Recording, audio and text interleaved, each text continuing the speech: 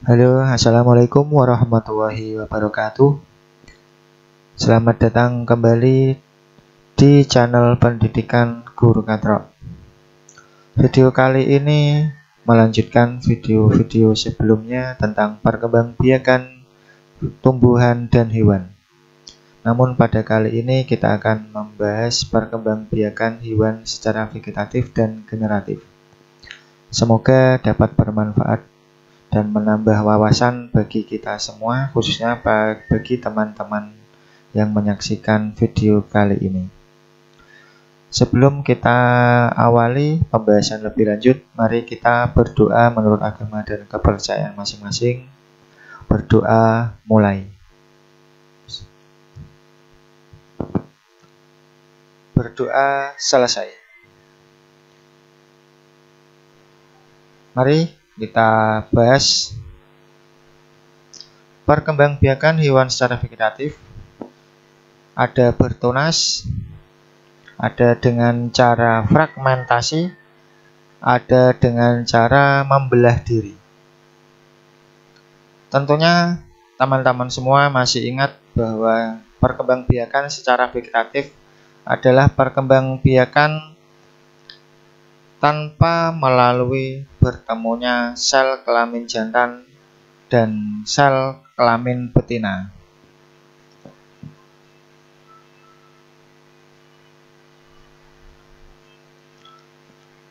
Perkembangbiakan hewan secara vegetatif dengan cara bertunas artinya di sini bahwa hewan tersebut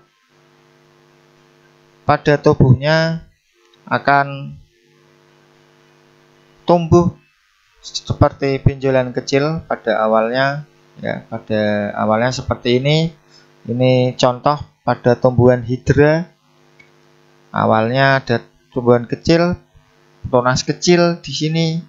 Ya, lama-lama akan semakin membesar, ya, dan lama-lama nanti tunas tersebut yang awalnya kecil tadi akan memisahkan diri dari induknya dan menjadi individu baru. Nah, selama masih menempel pada induknya, hidra kecil atau tunasnya ini, makanannya atau sumber makanannya masih mengikuti atau masih diberi makan oleh induknya. Tapi kalau sudah memisahkan diri seperti ini, itu dia sudah mencari makanan sendiri karena dia sudah memisahkan diri menjadi individu baru. Nah, itulah cara vegetatif bertunas yang terjadi pada hewan hidra.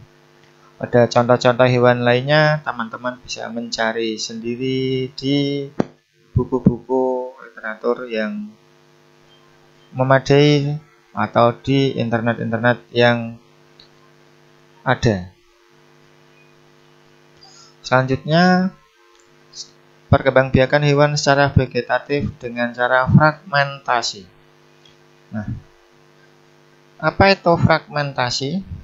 Fragmentasi adalah cara perkembangbiakan vegetatif hewan dengan cara membelah tubuh induk menjadi beberapa bagian atau fragmen.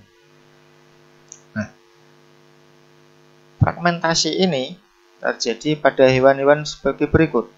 Contohnya adalah bintang laut. Bintang laut membelah induknya atau induknya dibelah, dan belahannya itu atau bagiannya yang sudah dibelah tadi akan menjadi individu baru. Contohnya seperti ini. Ini induknya yang setelah membelah diri akan menjadi individu baru atau bintang laut baru. Selain ada bintang laut, juga ada cacing pipih.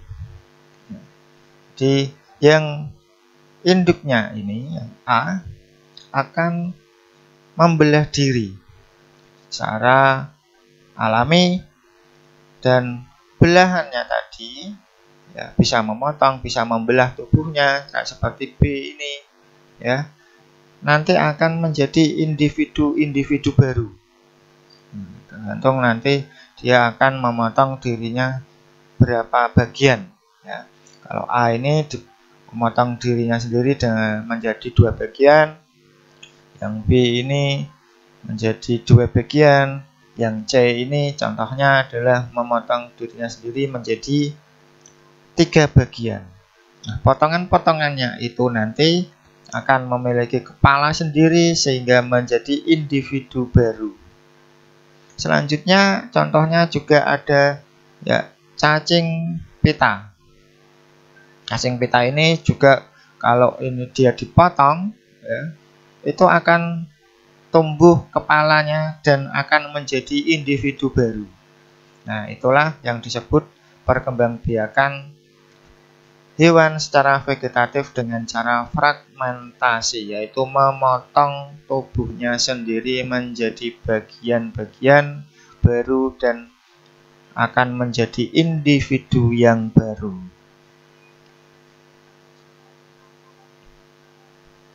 Selanjutnya, perkembangbiakan hewan secara vegetatif membelah diri. Nah, hampir sama dengan fragmentasi, cuman ada bedanya sedikit. Kalau membelah diri pada hewan yang secara vegetatif adalah dengan membelah inti sel, kemudian cairan dan dinding selnya membelah. Akhirnya setelah membelah jadilah 2 individu baru. Nah, jadi begini. Kalau fragmentasi itu adalah induknya yang membelah diri atau memotong tubuhnya sendiri. Kalau yang membelah diri ini adalah inti selnya, jadi berasal dari dalam. Contohnya adalah pada hewan amoeba ini ya. Jadi ini dapat kalian lihat, ada gambar di sini ya. Nah, ini inti selnya. Saat dia akan berkembang biak, dia inti selnya ini ya, akan berubah menjadi 2 bagian. Nah, setelah menjadi 2 bagian ini, nanti dinding selnya ini yang bagian luar ini juga akan membelah menjadi 2. Dan akhirnya lama-lama belahannya ini tadi inti selnya dan dinding selnya ini beserta cairannya akan menjadi terpisah dan menjadi individu baru. Nah, jadi sudah tahu ya caranya membelah diri pada hewan amoeba. Jadi berbeda dengan hewan fragmentasi tadi yang sudah kita bahas sebelum materi vegetatif membelah diri. Nah, sampai di sini dapat dipahami ya teman-teman. Jadi perkembangbiakan hewan secara vegetatif ada berapa tadi? Ada 3. Ya, ada 3. Yang pertama tadi ada dengan cara bertunas. Contohnya adalah hewan hidra. Yang kedua ada dengan cara fragmentasi. Terjadi pada beberapa hewan tadi, ada salah satunya adalah bintang laut. Dan yang terakhir secara vegetatif yang terakhir adalah membelah diri. Terjadi pada hewan amoeba.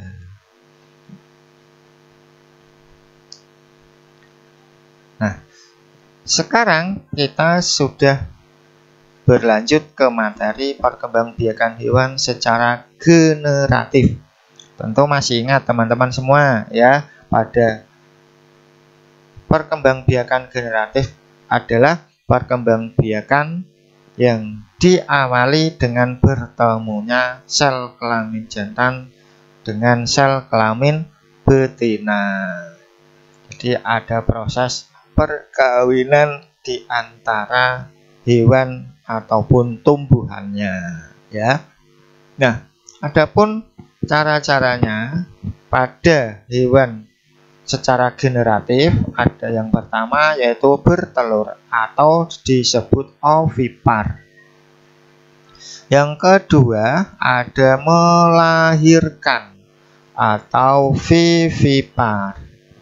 Yang ketiga ada dengan cara bertelur dan melahirkan atau disebut ovovivipar. Ya.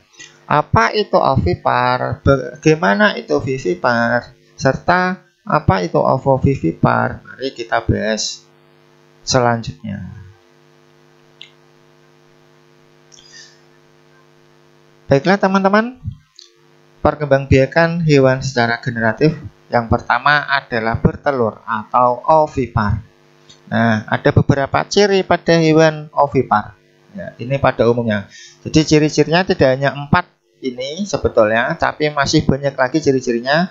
Nanti bisa kalian cari sendiri di literatur atau buku-buku yang lain sebagai referensi kalian ya, untuk menambah wawasan. Ya. Referensinya bukan hanya dari video saya ini, bisa dari buku, bisa dari internet atau laman-laman yang lain. Nah, hewan ovipar ciri-cirinya yang pertama adalah tidak memiliki daun telinga. Ya, ingat, masih memiliki telinga tapi hanya lubangnya saja, tapi tidak memiliki daun telinga.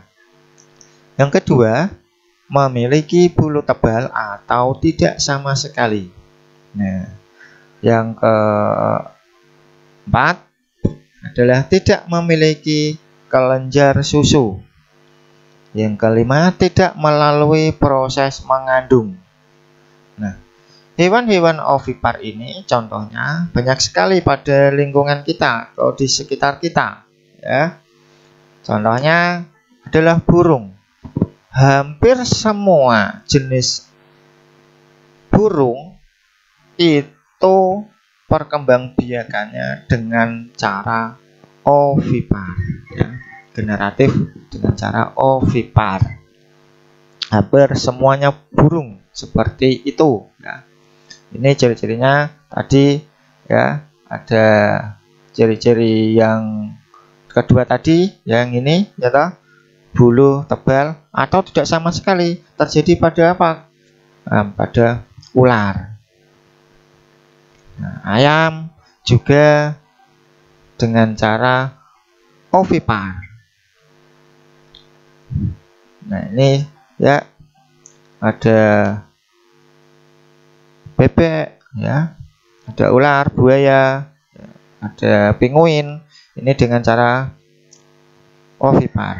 Ada pula ya sebagian besar ular itu ovipar, tapi ada pula beberapa ular yang nanti cara berkembangbiakannya dengan cara ovovivipar ya. Tapi sebagian besarnya ular adalah ovipar. Tuh.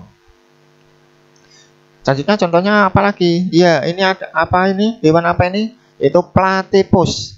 Platypus ini bertelur atau ovipar perkembangbiakannya. Tapi ya, mungkin hanya satu-satunya hewan yang bertelur tapi dengan menyusui juga.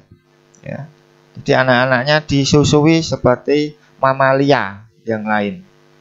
Ya, tapi perkembangbiakannya bukan dengan melahirkan, ya, melainkan dengan bertelur. Jadi setelah telur-telurnya menetas, anak-anaknya nanti disusui oleh platypus ini. Nah, hewannya seperti ini, bisa kalian lihat, ya, bisa kalian lihat ini. Selanjutnya, perkembangbiakan hewan secara generatif dengan cara melahirkan atau yang disebut juga dengan vivipar. Ciri-ciri hewan vivipar yang pertama, berdaun telinga, ya, memiliki daun telinga. Yang kedua, mempunyai kelenjar susu. Yang ketiga, melalui proses mengandung. Yang keempat, berbulu halus. Contohnya apa saja? Ada sapi. Sapi ini cara perkembangbiakan generatifnya yaitu dengan cara vivipar, melahirkan. Dan nanti juga setelah anaknya lahirkan juga disusui. Ada kuda. Ada kambing, hewan-hewan sekitar kita. Ada lalu ini mamalia air, lumba-lumba, ya. Ada mamalia air, paus orca. Nah, mamalia air ini, ya, ini ada yang mengatakan dari para ilmuwan, ya, ada yang mengatakan bahwa ini bukan jenis ikan, ya, bukan spesies ikan. Paus sama lumba-lumba ini bukan spesies ikan. Karena apa? Ya, karena klasifikasi ikan itu ciri-cirinya antara lain, ya, ada beberapa ciri-ciri yang saya utarakan nanti. Ikan itu ekornya, ya, berbentuk vertikal dan pergerakannya mengayun ke samping kiri kanan. Nah, selain ciri-ciri itu, ikan itu memiliki insang untuk alat pernafasannya. Nah, itu klasifikasinya ikan. Sedangkan lumba-lumba, ada paus, ya, ini bentuk ekornya, ya, sudah berbeda. Bentuknya horizontal atau mendatar, dan pergerakan ekornya adalah ke atas ke bawah. Nah, selain itu, alat pernafasannya paus dan lumba-lumba adalah dengan paru-paru, cara bernafasnya, alat pernafasannya. Tapi kalau klasifikasi ikan itu dengan insang. Nah, ya, sudah paham ya teman-teman semua? Makanya lumba-lumba dan paus ini sebetulnya bukan ikan, tapi mamalia air. Nah, selanjutnya, perkembangbiakan hewan secara generatif, bertelur dan melahirkan. Nah, bertelur dan melahirkan bagaimana ini maksudnya? Maksudnya adalah hewan tersebut bertelur tapi telurnya tidak dikeluarkan dari tubuh induknya, ya, tapi masih di dalam tubuh induknya sampai menetas di dalam tubuh induknya, barulah anak-anaknya dilahirkan. Contohnya pada hewan apa? Ada hewan paus tutul ini atau hiu tutul, ada hiu macan, ya. Ada sebagian kecil hiu itu dengan bertelur dan melahirkan. Tapi ingat ya teman-teman, hiu sebagian besar itu adalah dengan cara ovipar. Ada ikan pari. Ikan pari yaitu dengan cara bertelur dan melahirkan atau ovovivipar. Contohnya lagi apa? Kadal. Ini juga ovovivipar. Ada lagi kuda laut. Nah, kuda laut ini unik teman-teman. Kuda laut ini dengan cara ovovivipar, tapi yang mengandung atau menyimpan telur-telurnya itu ada pada si jantannya, bukan si betinanya, ya. Jadi si betinanya mengeluarkan cairan sperma atau cairan spermanya dan ditangkap oleh si jantan, lalu dimasukkan ke dalam tubuhnya hingga bertelur di dalam tubuh si jantannya. Kalau sudah menetas akan keluar dengan sendirinya. Nah, cukup sekian materi video dari saya. Semoga banyak bermanfaat bagi kita semua, khususnya bagi teman-teman. Jika ada yang kurang sesuai, ada kesalahan kata dari segi apapun juga, dari saya channel Guru Katra meminta maaf, ya. Agar ingat materi yang sudah saya sampaikan boleh dicatat, boleh ditonton, diulang-ulang supaya lebih paham, ya. Ada prakata dari saya, ada saya bisa karena mengerjakan, Ya.